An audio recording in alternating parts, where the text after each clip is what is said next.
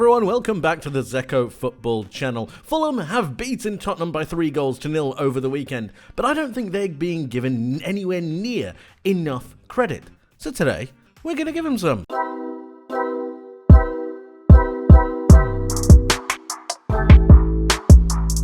Time after time again, whenever a smaller club, and I use that term very loosely, beats a bigger club, it's always about the bigger side. It's always about what did they do wrong? What mistakes did they make? Why did they lose? Was it just unfortunate? Were they unlucky? Almost as if there is no chance ever that a quote-unquote smaller team couldn't beat one of the big boys.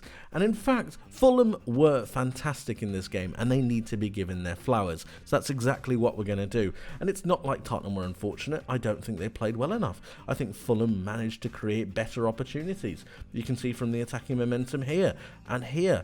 And here, they created large chunks of momentum, of opportunity, of pressure, and I think they need to be given a lot of credit. There are a couple of players in this Tottenham side, or in this Fulham side I should say, that were extremely good. I was really impressed with them.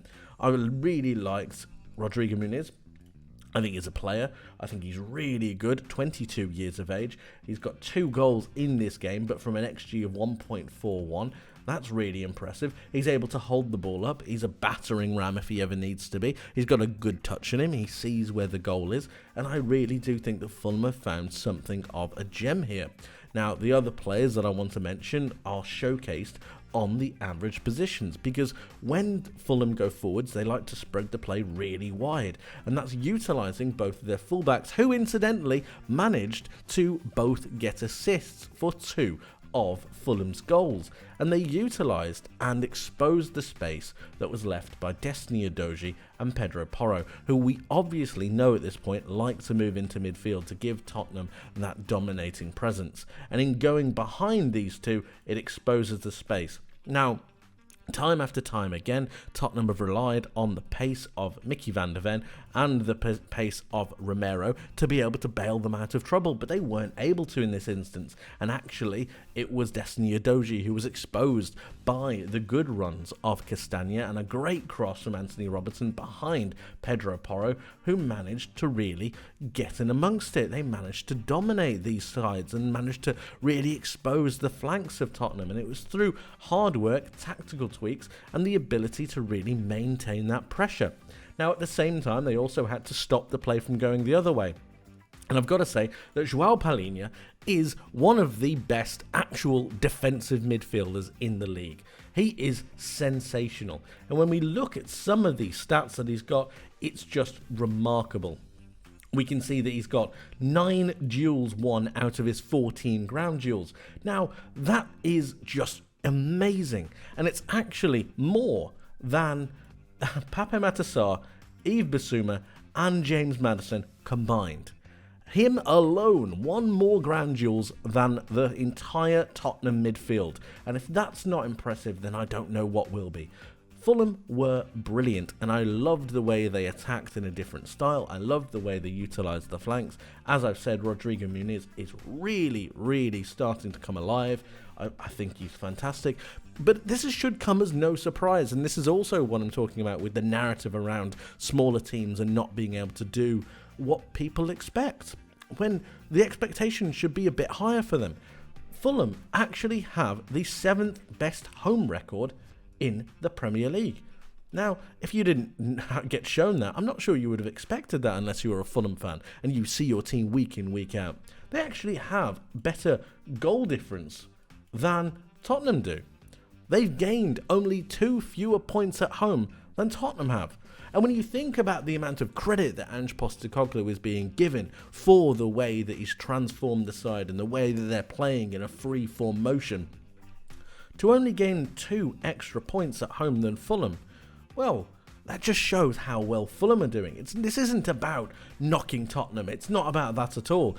But I think it's easier for Tottenham fans as well to realise and understand that they just played a really good side, and that is the beauty of the Premier League, that so many sides have so much quality, they have so much ability to go forwards, that it needs to be recognised. And that is what we're doing right here. To further reinforce how well Fulham did before we end, we're going to be taking a look at 2 of their goals. This is the first one. Anthony Robinson is bombing down the Fulham left-hand side, the Tottenham right-hand side, and just look at the space in behind this Tottenham right-hand side. Pedro Porro is here, so he's in a decent position, but because of the high line that is played by Tottenham, it just means there's so much more space to run into. And then we look at Muniz, who is currently being held by Draguzin. Now, when we look at this, he's actually in a decent place. Draguzin is okay, he's holding him, but later on we think about the movement from Muniz, and we think about the way he goes forwards. The ball is being whipped in by Anthony Robinson. It's currently in mid-flight, and then we need to pay attention to the difference between Draguzin and Muniz, and the distance and the space, which only gets a little bit larger. Here we have Draguzin actually ball watching. He's not paying attention to where Muniz actually is, and as he runs through, it just means that he has too much of an early touch. I don't think that Udogie does enough to really cover the run, especially if Draguzin doesn't see it. And then, like I said, because of that high line, you've got so much space to run into. Really well orchestrated by Fulham, utilising that brilliant cross, utilising the run in beyond, and it's just a really well worked goal. The cross is fantastic. And then when he actually takes the touch, look at this moment, he takes the touch, and if we just highlight where Draguzin is, it's just far too much. The distance is far, far too much. It takes too much time to get over, and that means that he's got at least an extra 2-3 seconds to be able to try to slot the ball home, which is exactly what he does. He still isn't able to make contact, and he's currently taking his shot. His first touch was to take the ball down, second touch to slot it home, and I think he's done a fantastic job here. A brilliant cross, a fantastic cross, but then it's compelled and it's really continued by the brilliant touch, the great finish, and the movement that gets him into this place in the first place. But we're going to move on and take a look at the second goal just before we end. So this is actually on the other side. Remember, we mentioned both fullbacks really utilising the space, and here we are again. Here is Destiny Udogie, who has not made his recovery run. Here is Brennan Johnson, who decides to jump to the ball instead of highlighting where the player is right here. And we can see he's going to run towards the byline, utilising the space. And then you've got the question of whether he can utilise the cross or not, whether he can make sure that he can find a man, find a player. We highlight Draguzin here as well, who isn't really on his bike. He has to stop the cross here. He has to make sure that it isn't there. Tottenham are holding yet another very high line. That's not a very well drawn line, but they're holding a very high line, and it just allows Fulham to be able to get the run on a lot of these players, and it makes it a little bit more difficult for them. If we forward it on again just a little bit, Draguzin is actually going to try and cut the cross out, but then that means he's not marking the goal scorer, who is Lukic right here. Castagne is about to whip the ball into the box, and again, it's a really well-worked goal. Destiny Udogie just gets back, but the cross has already been made.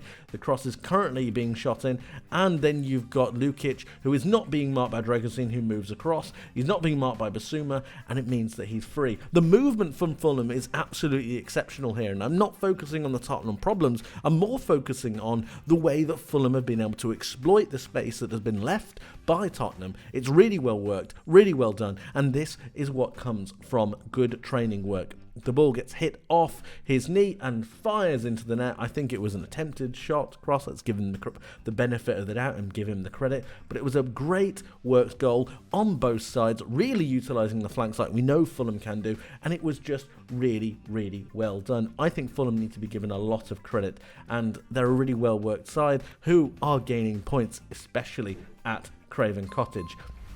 Fantastic performance from them, especially from this man, Joao Palhinha. But my question to you guys is, how did you see the game? How do you think Fulham are going to end the season? And what was your main takeaway from this great performance? Let me know your thoughts in the comment section below. Thank you ever so much for watching. I hope you enjoyed. I hope you learnt something new. And I hope to see you in the next one. But until then, my friends, take care.